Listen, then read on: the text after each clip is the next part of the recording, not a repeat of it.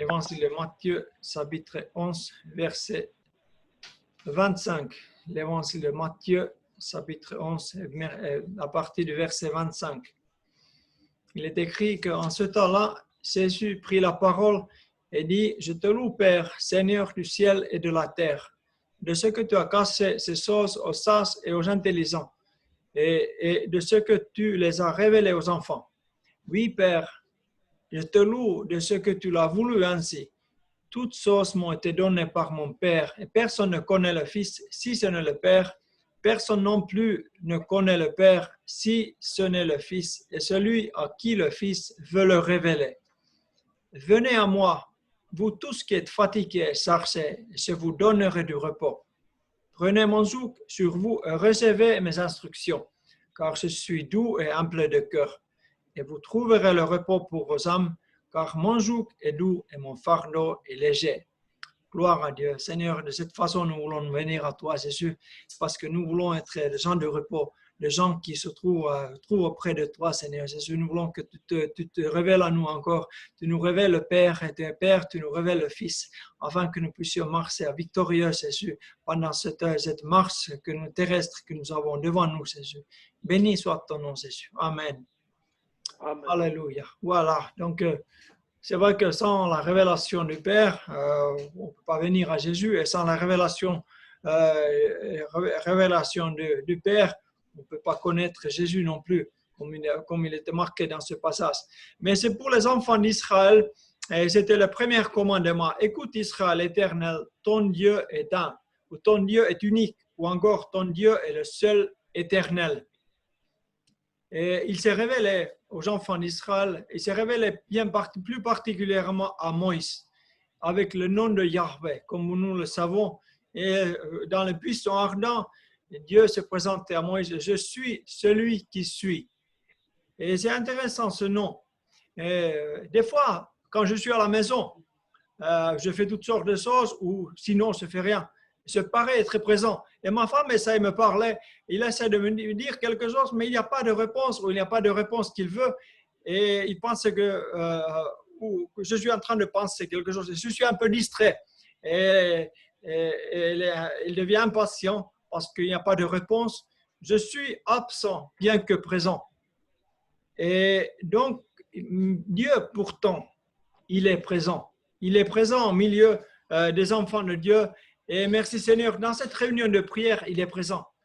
Il n'est pas, on n'a pas besoin de poser la question, mais est-ce que tu es là ou est-ce que tu n'es pas là? On sait qu'il est là. Il est là. Et que nous, ou à un autre moment que nous choisissons de mettre à part pour nous approcher de lui, il n'est ni absent, ni distrait, ni en train de faire quelque chose. Il est présent, il est à l'écoute. Il est de son nom, je suis. Il est à l'écoute, il est là. Et il est celui qui a fait toutes choses. Pourtant, son nom n'est pas je fais. Son nom est je suis. Il nous a fait son image, toi et moi. Et bien sûr, on peut poser la question, est-ce que nous lui ressemblons? De quoi sommes-nous connus? Je fais ou je suis? On pourrait poser la question. Et c'est lui qui parle dans ce passage, Jésus qui est « je suis ». Tellement important de venir à lui pour être dans le repos, ou être dans la paix, où l'homme n'est pas par sa nature. L'homme n'est pas par sa nature dans la paix, ni dans le repos. Notre nature adamique ou notre nature pécheresse, il nous pousse plutôt dans une inquiétude, plutôt dans un bousculade. Mais nature de Dieu nous rappelle que nous devons lui ressembler si nous sommes ses enfants. Et Dieu est dans le repos. Il est « je suis ». Il n'est pas « je fais » ou « je pense » ou « je vais », mais il est « je suis ». Et donc, nous, ses enfants, nous devrions avoir quelque part cette nature « je suis ». Je suis dans le repos de Dieu. Je suis dans la paix de Jésus.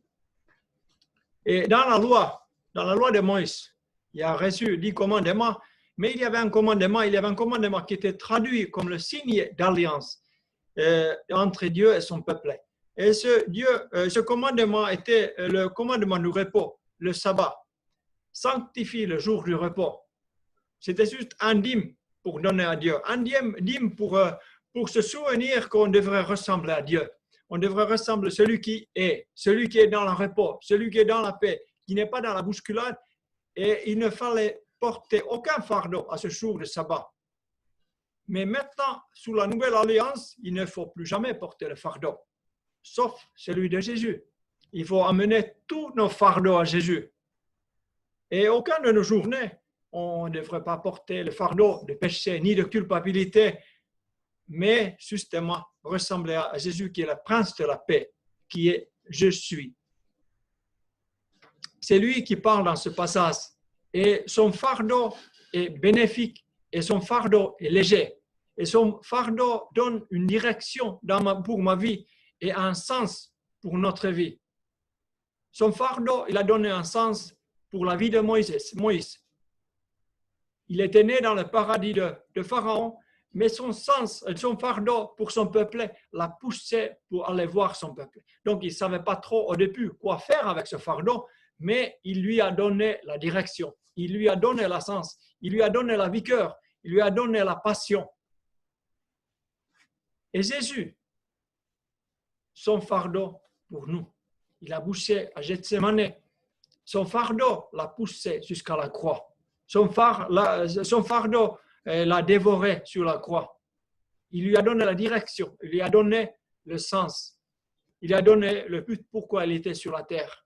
Il l'a poussé vers la croix. L'apôtre Paul également, il avait un fardeau.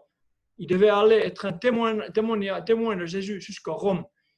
Même les autres ont dit que surtout ne va pas à Jérusalem, mais son fardeau l'a poussé de continuer son chemin jusqu'à Jérusalem où il était lié et où il était renvoyé vers Rome parce qu'il avait un fardeau dans sa vie. Et le fardeau de Jésus nous montre la direction, ça nous pousse vers l'avant. Et quand Jésus, quand il nous envoie dans sa moisson pour le salut des âmes, il n'a pas dit de nous envoyer de faire ceci ou faire cela. Il n'a pas demandé de faire des discours religieux. Il n'a pas dit même de faire des miracles. Tout simplement, il a dit quand le Saint-Esprit viendra sur vous, vous serez mes témoins. Parce que Jésus lui-même, il est. Il a dit je suis. Jésus est je suis. Donc nous serons aussi. Nous serons parce qu'il est avec nous. Je suis est avec nous, alors nous serons. Et nous serons ses témoins. Nous ne sommes pas des faiseurs de discours religieux, nous ne sommes pas des faiseurs de miracles même, mais nous serons ses témoins parce qu'il est, parce que lui, je suis, est avec nous. Et encore dans ce passage qu'on vient de lire, Matthieu chapitre 11, les disciples qui ont entendu ces paroles de Jésus, ils n'y étaient pas encore. Et il parle à ceux qui sont fatigués et chargés. Pour être, peut-être ils avaient envie de faire beaucoup de choses, voyant ce que le Maître a fait. Ils avaient une envie, une passion, mais nous voudrions faire l'œuvre de Dieu. Mais il répond simplement que l'œuvre de Dieu est ce que vous croyez en celui que Dieu a envoyé. C'était son œuvre. Et les disciples voulaient prendre tout de suite son fardeau. Ils voulaient prendre son fardeau, mais le Maître les a calmés. Peut-être comme un bœuf qui s'étonne comment tirer une charrue. Un bœuf qui est à côté d'une charrue et quoi faire avec? Comment le porter? Bien sûr, il ne comprend pas qu'il a besoin d'un autre bœuf pour tirer la charrue. Mais bien sûr, il a aussi besoin d'un joug pour tirer la charrue. Et avant cela, il faut revenir au pied de son maître, parce que c'est son maître qui va lui poser le joug. C'est son maître qui va lui poser le charrue. Le bœuf, il n'en comprend rien. Il ne peut pas prendre la charrue, il ne peut pas se revêtir d'un joug. Il a besoin de son maître, son possesseur. Et même Esaïe, il dit que le bœuf connaît son possesseur et l'âne la cresse de son maître. Et après, il continue Israël ne connaît rien, mon peuple n'a point d'intelligence. Il paraît que nous ne connaissons pas, son peuple à l'époque, il ne connaissait pas son maître. Même le peuple connaît son possesseur. Même le peuple comprenait qu'il ne peut rien faire avec le fardeau ni avec le joug. Mais pour travailler, il avait besoin que le maître pose le fardeau et le joug sur lui. Et là, il pouvait aller avec un autre peuple pour le travail. Ça parle d'un travail d'ensemble et bien sûr rendu possible avec le fardeau, par le fardeau et bien sûr par le joug qui rendait possible de tirer la charrue. Il fallait le possesseur, le maître propriétaire ou maître qu'on lui pose son joug et puis lui communiquer le fardeau. Et nous sommes un peu comme le peuple. Au moins, la prophète nous compare un bœuf par rapport au peuple de Dieu. Il est que le peuple connaît son possesseur. Ça fait réfléchir, est-ce que nous connaissons notre maître? Est-ce que nous connaissons notre possesseur? C'est pourquoi donc, nous voulons le connaître. Nous voulons venir ce soir à celui qui est. Celui qui fait tout et qui est tout surtout. Jésus dit, je suis. Et ailleurs, dans la parole de Dieu, il dit que je suis le pain de vie. Par exemple, il ne nous donnera pas premièrement le pain, mais il est le pain. Il est le pain de vie.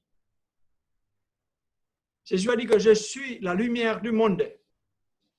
Il n'a pas particulièrement, il ne nous éclaire pas seulement, mais il est la source de toute vraie lumière du monde. Jésus, il est notre lumière. Il ne nous éclaire pas seulement, mais il est la lumière. Jésus a dit que je suis la porte. Non pas premièrement qu'il nous conduira à la porte ou il nous ouvrira une porte, mais il est la porte. Et Jésus a dit que je suis le chemin. Il y a eu des gens qui ont dit que je peux vous montrer le chemin. Et donc Jésus n'est pas premièrement celui qui fera un chemin ou qui montrera un chemin, mais il est le chemin. Même Dieu dit dans sa parole que je créerai un chemin dans le désert. Mais il le dit dans l'Ancien Testament. Et le Nouveau Testament, Jésus est descendu, il est le chemin. Il a fait venir Messie, Dieu le Père, et le Messie, Jésus, il est le chemin. Il est ton chemin, il est mon chemin. Jésus a dit que je suis la vérité. Il n'est pas premièrement celui qui nous conduira dans la vérité, ou si nous sommes un peu perdus avec les réalités, qui nous peut nous montrer la vérité. Non, il est la vérité. Il est ta vérité. Il est notre vérité. Et quand moi je veux la vérité, quand je veux une réalité, une chose, je ne cherche pas la vérité. Je cherche celui qui est la vérité. Je cherche Jésus. Quand je suis perdu dans mon chemin, je ne cherche pas le chemin, mais je cherche Jésus.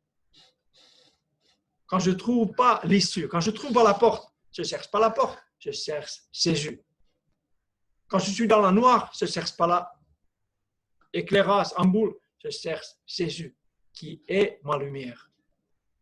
Et quand je suis affamé, je ne cherche pas la baguette, je cherche Jésus, qui est le pain de vie. Et quand la vie paraît disparaître, Jésus n'est pas premièrement celui qui donnera la vie, mais celui qui est la vie. En lui, j'ai la vie. Et c'est pas Jésus qui dit que je suis la résurrection. Il n'est pas qu'il va nous ressusciter, même bien avant la résurrection, bien avant la mort, il me ressuscitera. Mais pas de la mort, mais par cette vie de péché, il me ressuscitera. Et il me conduit dans sa communion de vivre une vie de résurrection dans sa communion. Comme on a parlé dimanche, les apôtres, quand ils ont parlé qu'il nous a ressuscités ensemble. Bien avant la mort physique, il nous a ressuscités. Et dans sa communion, nous vivons une vie de résurrection avec Jésus-Christ, parce qu'il est la résurrection et la vie. Et bien sûr, ce soir, le Maître nous dit que je vous donnerai du repos. Il nous donnera ce sabbat, le repos, le sabbat qui devait caractériser le peuple de Dieu. C'était un signe d'alliance, de connaissance entre Dieu et de son peuple, le sabbat. Mais c'était juste une 10e partie de commandement. Et aujourd'hui, quand nous venons à Jésus, il nous donnera tout le repos, tout son sabbat, la vraie nature de Dieu, je suis. c'est le repos. C'est dans ce repos et avec cette nature que le Maître veut nous revêtir de jonjouk, comme le bœuf est revêtu par son processeur. Le Maître veut nous revêtir de jonjouk. Car même avec le fardeau, si on n'a pas de joug, on ne peut pas travailler. Le bœuf ne peut pas tirer la charrue sans le joug. Non plus, il ne fait rien avec le joug s'il n'y a pas de fardeau. Le joug est inutile quand il n'y a pas de charrue.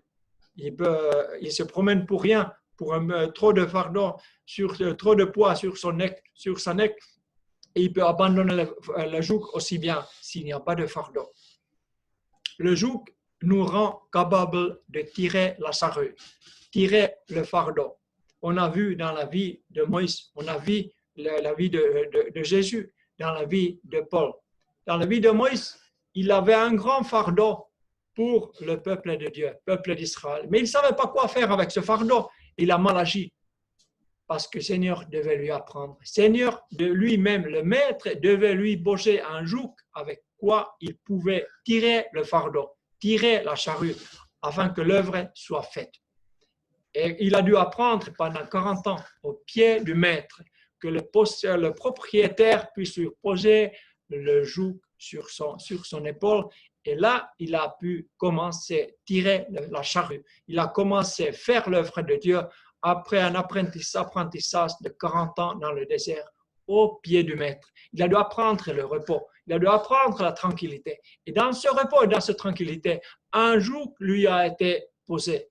Et avec le joug, il a pu tirer la charrue. Il a pu tirer le fardeau jusqu'à la frontière du pays promis. Il a tiré le fardeau victorieusement. Dieu est avec lui. Ce joug l'a lié avec le Maître, avec le possesseur, il a pu tirer la charrue.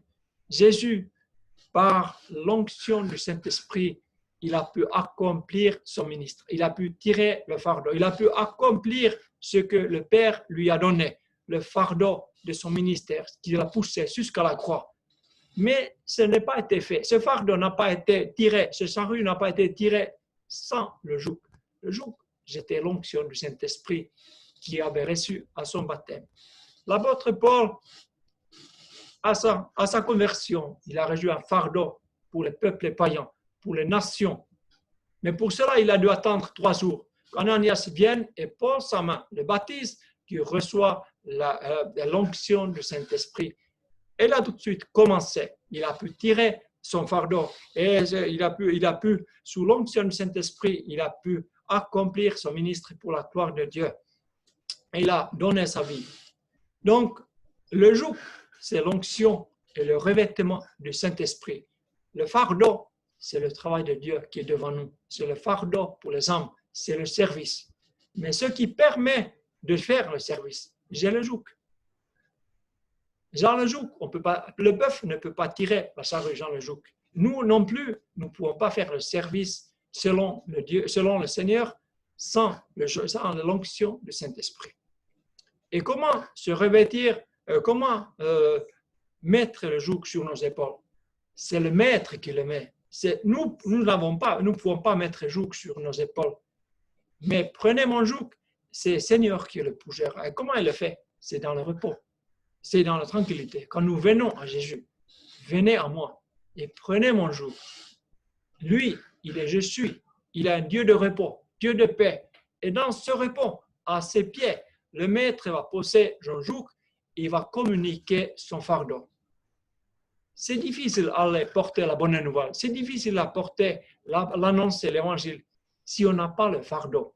Si on ne voit pas le vide qui est dans le cœur des hommes. Si on ne voit pas les gens perdus à ces cieux. Si on n'a pas une vision des hommes perdus qui marchent dans la ténèbre sans la lumière du Christ. Qui vont vers la perdition éternelle. Mais au pied du Maître, Dieu va communiquer. Il va communiquer une vision, il va communiquer une révélation sur les gens perdus, sur le vide qui est dans le cœur des hommes sans Jésus-Christ. Et dans le repos, dans la tranquillité au pied du Maître, dans le repos comme Dieu est dans le repos, comme il est, je suis. À ses pieds, il va communiquer le fardeau et il va te revêtir le joug qui est l'onction du Saint-Esprit. l'onction, le revêtement du Saint-Esprit, on n'en fait bien sûr rien avec l'onction si on n'a pas le fardeau. Si on n'a pas le fardeau de Jésus, fardeau du Maître, on se promène ça et là sans le fardeau. Mais la première chose, bien sûr, est de témoigner que je suis.